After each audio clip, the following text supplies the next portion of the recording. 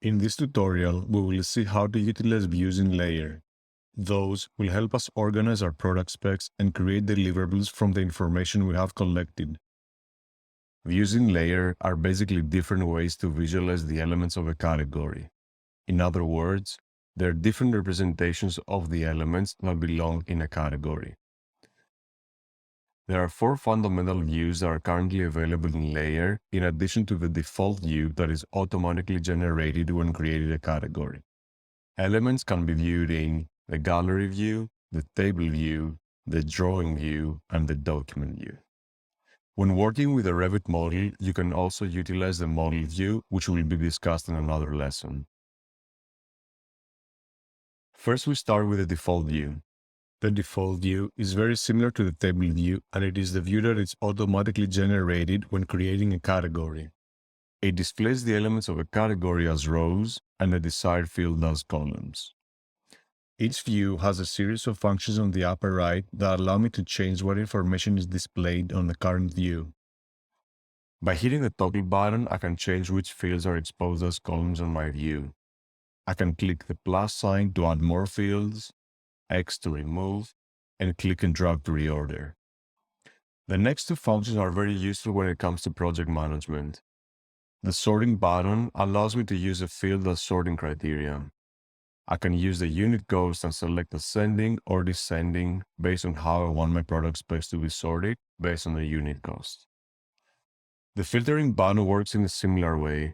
It allows me to use a field as filtering criteria. Here, I can use the status field of my product specs to filter the ones that are approved. The main difference between the default view and other views is that it cannot be duplicated. The table view instead allows you to create duplicates of it and do quick and easy project management using the filtering and sorting functions.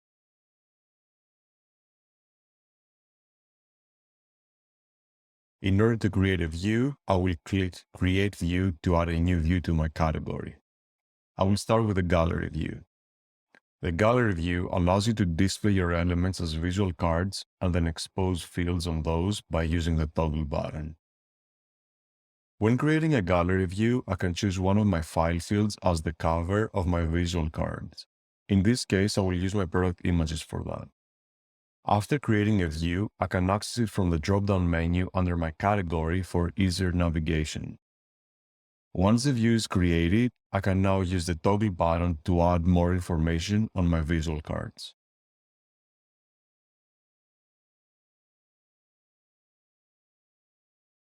Jumping on to the next view, which is the table view. As I mentioned earlier, the table view has a lot in common with the default view in the fact that it displays the elements as rows and the fields as columns. On the other hand, the table view differs from the default view in that it can be duplicated and leveraged for efficient project management. A way that I will use the table view to manage my product specs is by naming the main table view as All Product Specs. Using the toggle button, I can choose which fields I want to display. I will click Save for View to save my changes. Now that the main table view is set, I can click on the 3 dots to duplicate that view. I can now add a filter for all my product specs where their status is approved.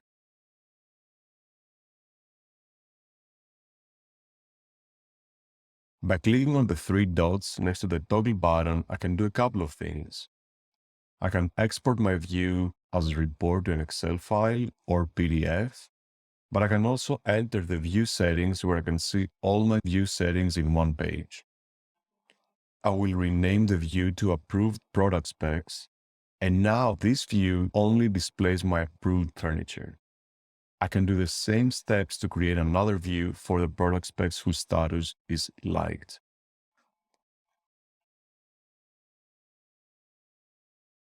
The next view is the drawing view.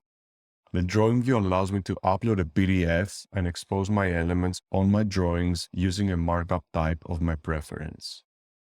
I will give it a name and then choose a PDF to upload. For cases that include items such as placing furniture on a PDF, I choose the dot markup. When I want to cover an area on my PDF, I usually use the polygon or the rectangle markup tool. In this case, I'm placing my furniture items on my floor plan, so I will use the dot markup. In the beginning of this lesson, we talked about the views being representations of the elements of a category.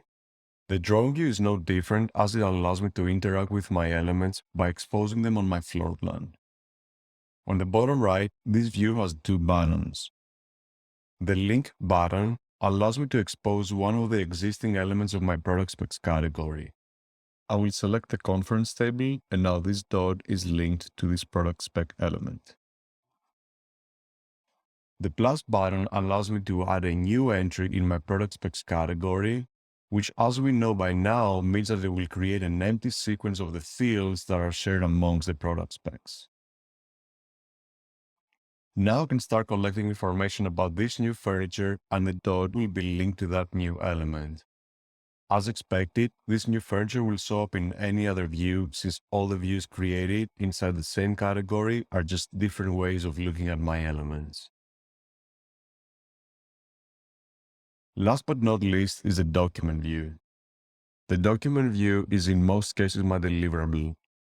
It is the actual document that I will share with my clients as part of my contract for my interiors project. The document view is going to be discussed extensively in a different lesson. Here we will talk about the document view in a high level, and we will explore some basic functionalities to get you started. When you create a new document view, you are asked if you want to apply a document template or start from scratch. Layer offers you a few document templates that were created by the Layer team based on the input of professionals on various workflows. If you have a page structure that you use in order to deliver your work, that can become your document template that can be used in any existing or new project. To explain how the document view works, I will start from scratch. By clicking on the pencil button on the top right, I will enter the editing mode. Anytime I need to save my changes, I will click on the Publish button. The document view works in two steps. Step 1 is to drag and drop a container on the empty canvas. The thumbnail of the container shows me how the data will be distributed on the page. The single container will occupy the page's whole width. The two-column container will split the page in half, and so forth.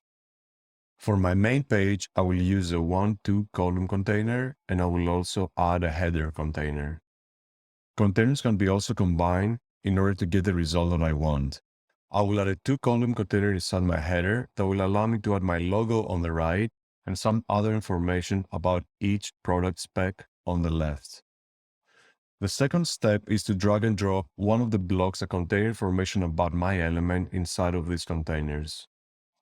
I have a few static blocks that I can use, such as a simple text box where I can type something that I want all my product specs to have in common. Static blocks are information blocks that remain the same through the spec sheets and are not tied to a specific element. For example, my project's name. I can use the formatting options on the right to change the font size, and the color of the static text to control how the project name will look on my spec sheets.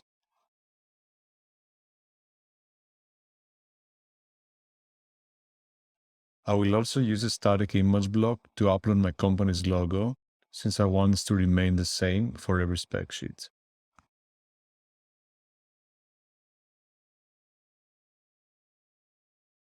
The element data blocks allow me to expose information about my elements in addition to any fields that I have created. I will drag and drop the element name block, and I will use the formatting options on the right to alter its appearance. The biggest strength of the document view is that I can use all of the information that I have collected for my product specs to inform my spec sheets. I will drag and drop the product images in the 1-2 column container that I have created. I can decide where the name of that field sits in terms of the position of my photos. I can change the format of the text and also change the size and layout of the images. Next to my photos, I can now start adding information about my product spec. I will add the status, the model,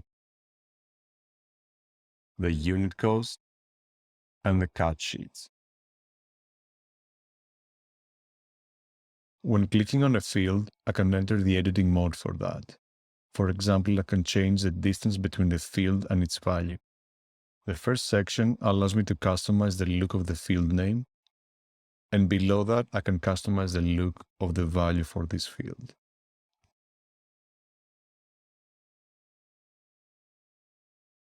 I'm happy with how my spec sheet looks for this item, so I will hit Publish to save my changes. I will then hit the Exit Edit Mode button to focus on my document and how it looks. The aha moment comes when I finish the template for one of my product specs. Since the document view is a reflection of all my elements in my product specs category, that means that the document template now applies to all of my product specs. I can navigate by using the bottom toolbar through the rest of my furniture and see their information displayed on each of the pages. If I need to change something for one element, I can click on this button and open the fields for this element to update it. The changes will instantly be reflected on my page. I can now export the specific product spec as PDF or export them all together in order to share those with my client. I can use the shareable link or download the report as PDF. We have now covered how you can leverage views in Layer to do efficient project management and create reports and deliverables to share with my clients.